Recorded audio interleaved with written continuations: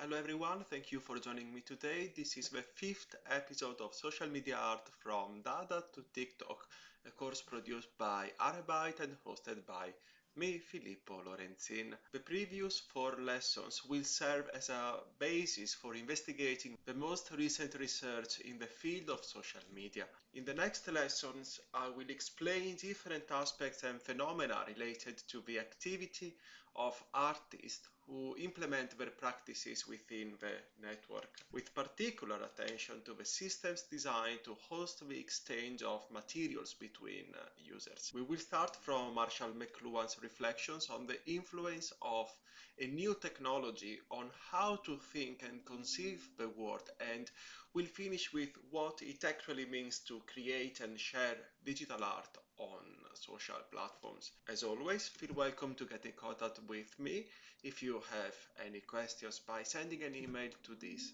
address.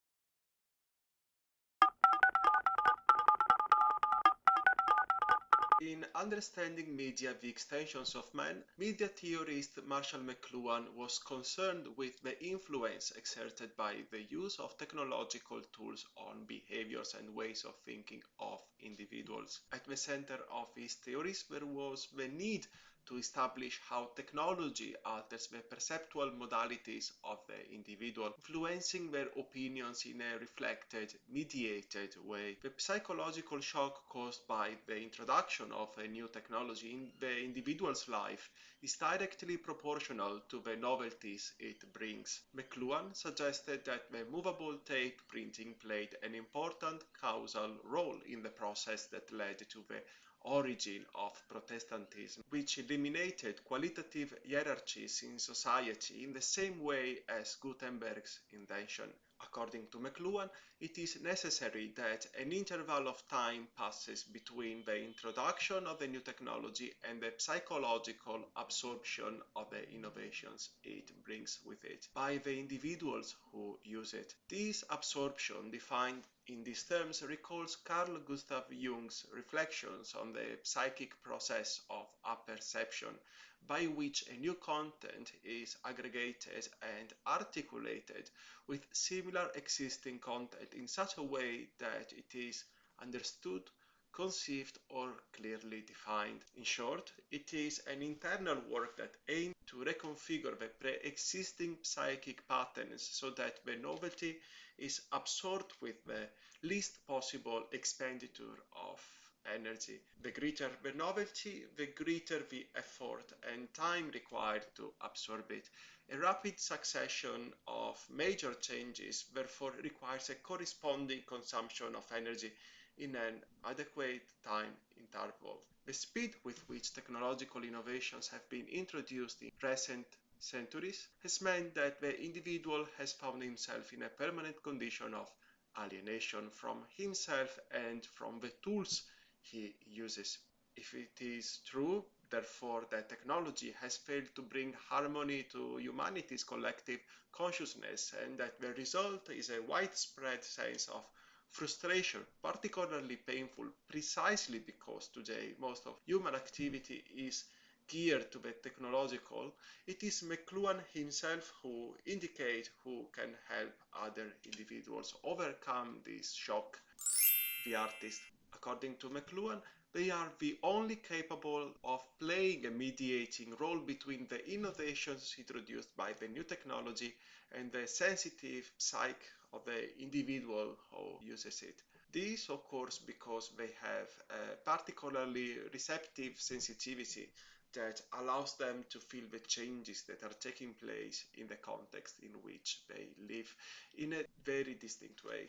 Their role as today as EBA is to recover for the general public the larger context that has been lost by science's exclusive investigation of text. The aim of the artist is not to provide a celebration or condemnation of new technology. On the contrary, it must uncritically fill the gap between it and the psyche, mediate the shock and change taking place so as to make it less traumatic for the rest of society. This position is the cornerstone of our investigation. The artists who operate in the same context in which more and more activities are carried out by other individuals create tools and opportunities to be critical while psychologically absorbing the alterations of behaviors and ways of reasoning. To quote artist Eduardo Kac, it is not with sheer enthusiasm for new tools that the artist will work with communication technologies, but with a critical, skeptical approach concerning the logic of mediation they entail.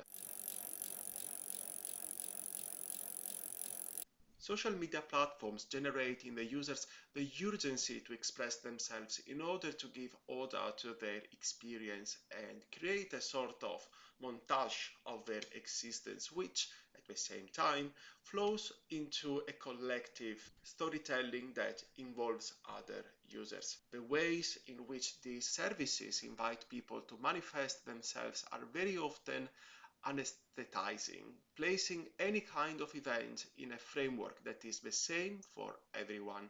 What does not fall within the parameters established by the person who created the system is excluded from circulation. To quote Guy Debord, in societies where modern conditions of production prevail, all of life presents itself as an immense accumulation of spectacles. Everything that was directly lived has moved away into a representation, and therefore users' manifestations can only be configured as spectacular elements, not so much as particular images, but as a social relation among people mediated by images. The typification that each individual generates of their own person becomes a way to be framed within recognizable categories, both by other users and by the algorithm that controls their manifestations. A work that explores this dynamic is Lee Walton's Facebook What My Friends Are Doing on Facebook, in which the artist staged the status updates of his contacts on the social network, documenting them with videos, critically decoding the ways in which the narration of one's experience is created and developed in a community that shares the same communication tools. Nicolas Bourriaud wrote that the function of these disclosure processes is to make these structures function in order to reveal their coercive logic and then to make them available to an audience likely to reappropriate them. In the case of Walton's work, there is an additional level of interpretation that links it to the research of artist Pierre Hugues. In The Third Memory, he reconstructed the events of a famous bank robbery of 1972 that inspired the director Sidney Lumet for the film Dog Day Afternoon. This story was a famous case of crime news, and when Lumet decided to work on it, it was a story already mediated by the journalistic and television language. The Third Memory is a work that highlights the translation process, putting itself first in play. From the real fact to the journalistic story, and from that to the cinematographic dramatization. Each passage excludes or adds elements. Hughes asked John Wojtowicz, the real author of the robbery played by Al Pacino in the film, to tell and stage those situations based on his memory, creating a further version of that story that was not necessarily more real than the movie. In the light of these reflections, we return to Lee Walton's project to note how his reenactment assume a dignity equal to that of a status updates published by the other users. Both are spectacular representations of real facts. The works that enter the flow of materials published online tend to meet the public in a way generated by two dynamics. On the one hand, they are distributed to a larger audience in new ways by improved marketing techniques and by mass media, and therefore directed towards a predetermined audience. On the other hand, they are experienced by the public in a random way, in the sense that they do not have to go to a specific physical or virtual space to observe them, but rather they often come across accidentally. An interesting project that indicates the method of appropriation and reworking of certain production and sharing processes is the collective exhibition of 2012 Brand Innovations for Ubiquitous Authorship that took place at the Haiger Pictures Gallery in New York. The project, curated by Arti Vierkant, consisted in asking a group of artists to produce an object using personalized printing or manufacturing services such as Cafe Press, Zeisel, and Walmart. Once produced, these objects were sent packaged directly to the gallery and discovered and installed there. Perhaps the most intriguing aspect of this project is the way in which the so-called customization process was emphasized. Dolce Vino al Topolino. A kind of interaction that can be found in many forms on the internet, from Tumblr that asks us to choose a preset graphic for our blog to Facebook that suggests us to insert a profile image. We could extend this dynamic to the entire experience on the web, defining it as an uninterrupted sequence of choices among options already set by someone else. Let's compare this project with a work done 90 years earlier by Laszlo Moholy-Nagy. In 1922, the artist lifted the telephone receiver to contact a billboard factory and order 5 porcelain enamel paintings. This is what he wrote about that experience. I had the factory's color chart before me and I sketched my paintings on graph paper. At the other end of the telephone, the factory supervisor had the same kind of paper divided into squares. He took down the dictated shapes in the correct position. The instructions he gave on the phone were interpreted in 3 different ways, which generated as many paintings that undermine the notion of originality. As Moholy-Nagy wrote, the 3 similar telephone pictures are not a series, they are copies without an original. The same reflection applies to the Brand Innovations for Ubiquitous Authorship exhibition, because in this case the works created by the company are only some of the potentially achievable versions of an original idea as well. A phenomenon linked to these issues is that of artistic projects created with the involvement of other people through crowdsourcing, the business model for which a user entrusts others with the realization of a project in exchange for a fee. As Jeff Owe wrote, the development of these dynamics arose thanks to the fact that technological advances in everything from product design software to digital video cameras are breaking down the cost barriers that once separated amateurs from professionals. Thanks to this leveling, a minimum distance is perceived between the result produced by professionals and that produced by amateurs, creating an interesting economic situation. Hobbyists, part-timers and dabblers suddenly have a market for their efforts, as smart companies in industries as disparate as pharmaceuticals and television discover ways to tap the latent talent of the crowd.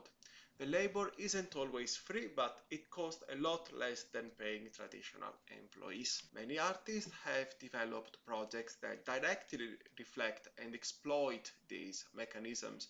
The collective Iokose, for example, created in 2014 a contemporary portrait of the internet artist, a series of canvases painted by anonymous Chinese workers contacted through the Amazon crowdsourcing platform, who have been asked to reproduce stock images depicting artists at work. Another project that reflects on crowdsourcing is Guido Segni's The Middle Finger Response.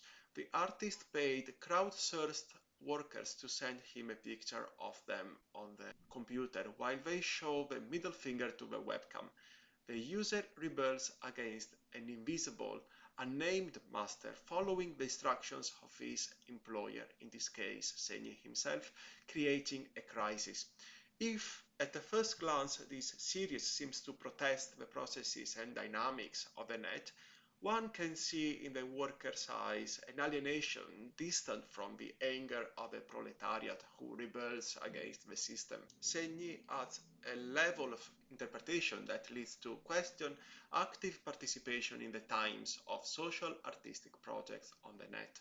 A further starting point offered by the exhibition at Higher Pictures in New York comes from the way in which the delivery of each of the works created for the occasion has been documented. On YouTube, you can find the videos of the employees who open the boxes, remove the packaging and find the works. The videos are entitled, for example, Unboxing Marisa Olson and Unboxing John Ruffman, clearly tracing a parallel between the branding of artists and the recognizability of commercial brands. This is a specific reference to a very popular genre of videos on YouTube, which consists in documenting the first time you open a box containing a newly purchased product. The success of these videos, with millions of views and emulations all over the world with the most diverse products, testifies to the urgency of finding a personal dimension, not mediated with respect to the object that came off the assembly line, equal to all those made before and after it. It is useful to mention artist Gottfried Bechtol's Media Suitcases project. In 1972, he inserted documents of his works in the form of photographs, video films, and slides in boxes.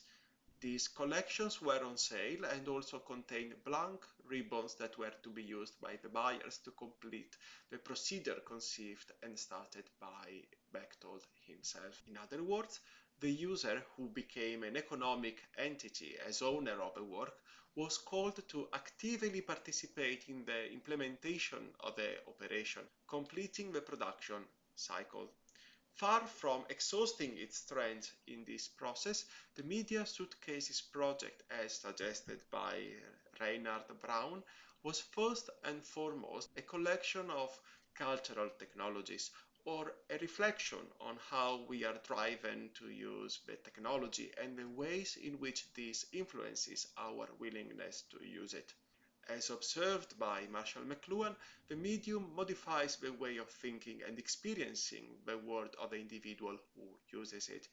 The camera is a tool for documentation and therefore for representation that pre-builds the world that we perceive and shapes the ways in which we observe it. In short, the devices used by the individual, whether they are GoPro cameras, smartphones or video cameras, are the product of a culture that wants to represent the object in precise ways that are internalized by the user thanks to the effort of those who promote them. Thanks to this reflection, we can look at Bjerkans and Bechtold's project in a different way.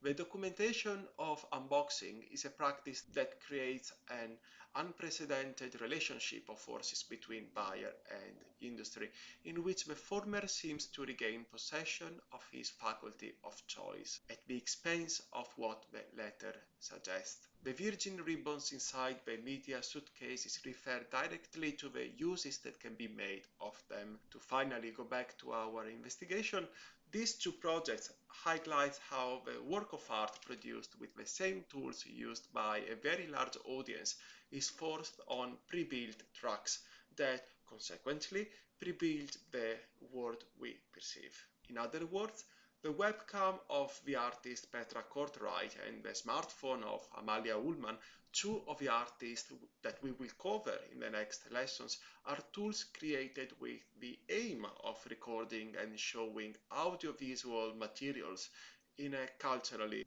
connoted way linked to logic surveillance. It is up to the artist to decide whether to make this dynamic clear or whether to go further, albeit critically, and focus on the potential of these means. This is all for today. Thank you for joining me.